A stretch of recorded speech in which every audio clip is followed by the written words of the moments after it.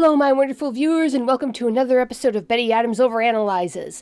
Today, we're going to be taking a look at Kaiju number 8, and one of those things that I noticed that you only notice on, your 40th reading. As you know, we are 83 chapters in, and if I were to describe Kaiju number 8, I would describe it as realistic speculative fiction.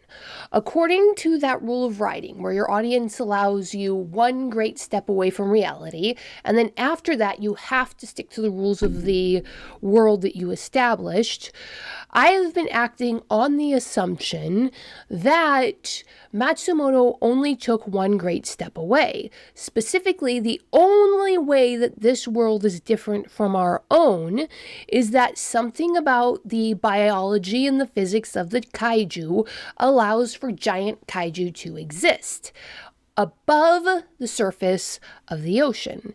Now, if you know anything about biology and giganticisms, this is a giant leap away from reality.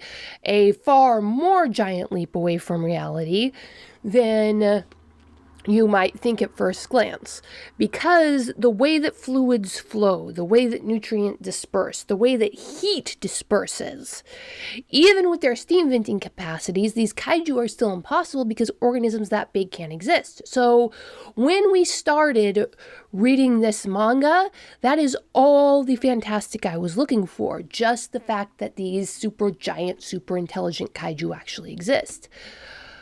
But Matsumoto loves to hide surprises behind tropes. And there was something way back in chapter 15 that raised some concerns for me, but never fully developed into a thought because it didn't seem to ever get repeated again. But now, the fact that it was never repeated again kind of perks my interest. And then you bring in what happened at the shrine, how casually the Defense Force accepted the concept of Hikari's ghost appearing to Kokoru.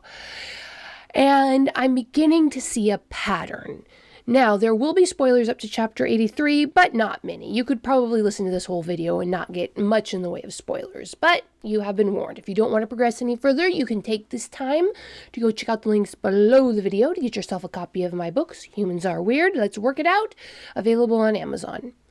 Now, what am I talking about? What is this weird thing? How do I think that Matsumoto has distanced the story from reality in a way that we didn't expect? In chapter 15, this is the chapter where Rino and Aharu confront Kaiju number 9, one of Kaiju number 9's bodies, in the form of the monster cleaner who was on Rino and Kafka's old team. The timing of that always bothered me because of when did that guy show up to work there? Anyway, in this, Kaiju number 9 demands to know how Rino is dodging his finger blasts. And we see a Rino's flashback to when he's talking with Kokoru. And this is the official Viz translation. Kokoru is sitting in their cafe. Now, I want you to, in this image, you'll be able to see it on screen. You see Kokoru sitting there. She's sitting up straight. Her face is completely straight and serious. And she is talking with absolute confidence. This is the face of someone who expects the people she's talking to, a middle-aged man and a young adult, to believe her completely. Now, this could just be that Kokoru is always confident, but listen to what she's saying. At first, I thought it was using some sort of magic or witchcraft. Then she goes to describe how you tell when Kaiju number 9 is dodging them. But magic or witchcraft? A teenage girl talking to a middle-aged man, a technically skilled, kind of redneck kind of guy, but a very calm and sensible guy, about magic and witchcraft in today's modern age, in our real world, is certainly not going to be that confident. Why? Well, because according to the modern world, magic and witchcraft don't exist. This to believe in the active, effective presence of the kind of magic and witchcraft that she's describing, i.e. the magic and witchcraft that can act with the force of a bullet and punch a hole through you with an explosive, magic and witchcraft that has equal and similar force to TNT, that is equally a step away from our reality, and one that hadn't been established in the previous chapters. But here, in this one small panel, Matsumoto that's just dropping that on the audience. Now, it could just be this is kind of the way that Kokoru sees the world. For all that she's a modern girl, there are plenty of modern young women who believe that who believe and actively participate in such forces. But even though we're not seeing Reno and Kafka's reactions, it's implied that they took her completely seriously, especially by Reno's using what she told him next to dodge Kaiju number 9's attacks. So Reno at least internalized and took what she said very seriously. Kokoru stated that she was considering magic and witchcraft. That was her first thought. So Kokoru here is setting up a world in which the use of magic or witchcraft to produce a very measurable effect is a likely possibility. And it's just that one panel, right? Well, then we got the ghost at the shrine. And Kafka looks at it, he's startled, but, maybe he saw it, maybe he didn't. He was exhausted, he just took in several blows to the head. We can't tell what Kafka thought of the presence or absence of that ghost.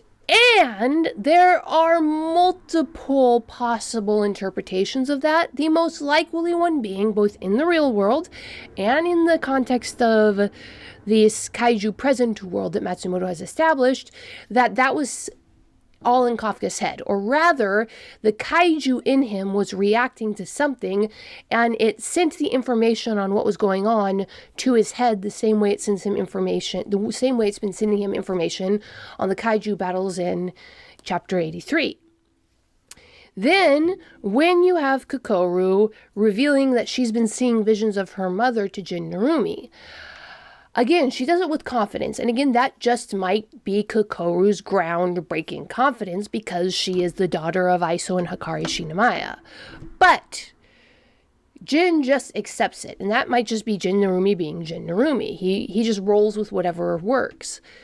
But that is another instance of Kokoru just casually dropping visions, ghosts, and all of that thing. And then when the Director General accepts it as something shocking, but not out of the question. He accepts it as a surprise in the way that you would accept the surprise of a brick being thrown through the window. You weren't expecting it, but it is a reasonably expected part of your world. And so now we have 3 clear beats of characters interacting with something that has the implication of the supernatural. Now, far and away, the most obvious one is Kokoru's casual assumption that witchcraft or magic would be not an option for Kaiju number 9 to be using, but the first option her mind goes to. Kokoru is a highly educated college graduate who's studied Kaiju her entire life. And her first thought when dealing with a very powerful Kaiju was magic or witchcraft. Far and away, that's the biggest story flag we've been seeing here. The calling the visions that Hikari saw of her mother a ghost is a perfectly reasonable metaphor if the Defense Force is looking at this as not a hallucination. This is like directly stimulating the nerve to make someone see something. It's not a hallucination, it's a transfer of information. And there's no real word for it. So calling it a ghost. I mean, we call blips on the radar that are there after the thing has left ghost. So using ghost for perceiving an image of something that's not there anymore, that is lingering there because of some technical thing is an accepted use of the word. So the other two instances can easily be written off as uses of words indicating supernatural interaction in context where these words are simply metaphors or similes. But again, we have Kikoru using those directly supernatural terms to describe something that she observed, that she was fully qualified to observe on a technical level. And I'm just wondering, what's that going to indicate? Are there forces in this world that, at least within the context of this Kaiju plus world, have been interpreted by the people who live there as witchcraft or magic? Is there witchcraft or magic in the world of Kaiju number 8? What do you think, my wonderful viewers? I am really, really eager. I want to hear what you guys think. I can't keep all 83 chapters in my brain at one time. I'm pretty sure there's stuff I'm missing. So go take a look at chapter 15, at the shrine chapter, at the latest chapter. Tell me, are there ghosties and galleys and long...